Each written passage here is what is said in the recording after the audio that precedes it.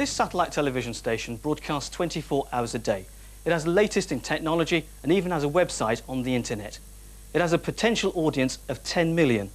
But in its schedules, you won't find soaps, tacky quiz shows, or any music whatsoever.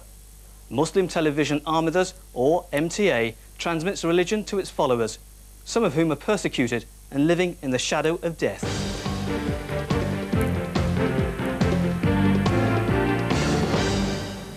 This building in suburban Putney, South London, is the unlikely setting for one of Britain's least known TV channels.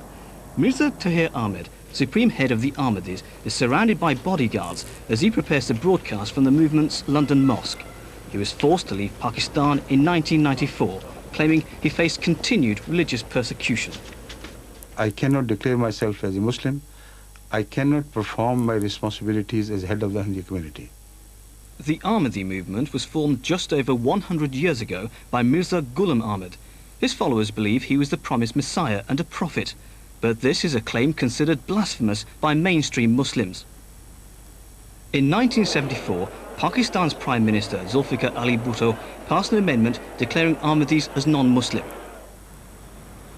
10 years later, General Zia dealt a further blow to the Ahmadis when he banned them from reciting their affirmation of faith known as the Kalma. Today, Ahmadis in Pakistan who practice their faith in public face not just 3 years in jail, but a possible death sentence for blasphemy. In a bid to communicate with 4 million or so Ahmadis that remain in Pakistan and 6 million others scattered across the world, the movement set up MTA, Muslim Television Ahmadi. Broadcasting just 3 hours a day when it began in 1994, today the station transmits round the clock, right across the globe. While in Pakistan, it was impossible for me to keep my relationship with Ahmadis of Pakistan alive. So there had to be something where we could bridge that gap. This MTA has done that. So much so that beyond our imagination, it has provided me also the opportunity to reach other non-Ahmadi homes, even the mullahs' homes. Nasir Ahmed is a chairman of MTA and, like many of his colleagues, juggles a business career while working as a volunteer in the station. We are totally self-funded community. We do not have any political or any national support from anybody. We work for MTA as part of our commitment to the community.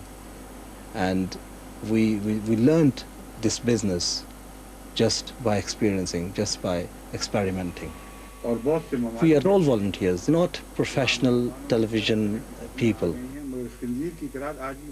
According to the true teachings of Islam, woman has got the same status as a man in the society.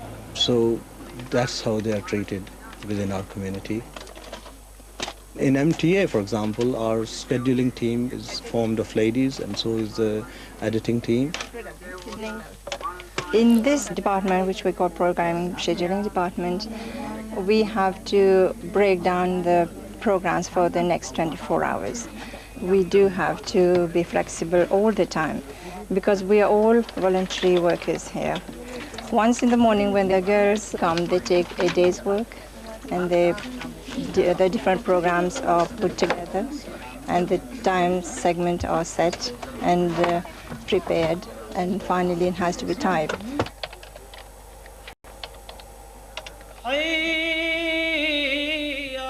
The Friday sermon in South London gives Ahmed the opportunity to convey their message throughout the world. It's being transmitted live into the homes of Ahmadis as far afield as Indonesia, Canada, Pakistan and Africa. For those who don't understand Urdu, a team of volunteers translates the sermon into a number of different languages. Then the stains that you have, they will be removed from your person, because ills and goodness, they do not grow together. Righteousness. হযরত মুহাম্মদ ইসলাম বলছেন তার হৃদয়কে আল্লাহ তাআলা পরিবর্তন করেছেন هو حيوان آخر هو سيتخلص منه وهذا بالضبط ماذا يحدث في عالم الإنسان. Et Dieu alors lui donne le salut. Voilà l'enseignement suprême qui nous a été offert. The mix of programming reflects the station's desire to appeal to the widest audience possible. We have programs in Norwegian, in German, in French, in Arabic. So we cater for all people around the world. For example, in Africa, we have communal stations set up for people from the bush to come and watch the television. We have homeopathy classes on our television. And of course, language classes in which various languages of the world are taught. And cultural programs of global nature. And of course, other religious programs as well.